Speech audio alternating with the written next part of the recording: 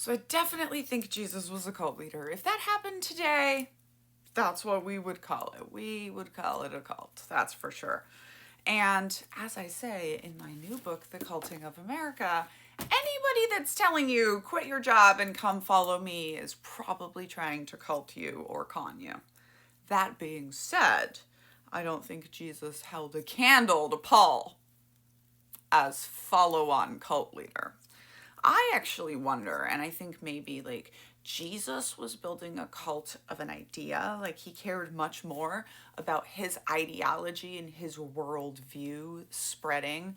Maybe he was, maybe he wasn't trying to manipulate people and get free labor, although I think probably was. Then along comes Paul. And Paul turns it definitely into a cult of personality. That personality is Jesus. How does that work if Jesus is already dead? This is called charisma by proxy. Paul, for his whole time in the Christian leadership, claimed authority through Jesus. That is how cults can pass down.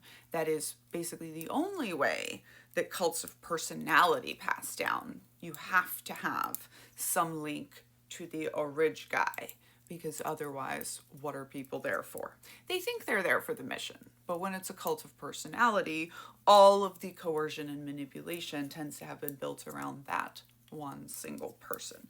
Cults of idea, little easier to pass down. We see this with the Mormon Church, right? Which I think the Mormon Church started off as the cult of Joseph Smith, and then Brigham Young changed it to be a cult of an idea. We are the one true church. That's why we only know the first two presidents of Mormonism if we're not former Mormons. So those are my thoughts on Jesus as a cult leader. Paul did a better job.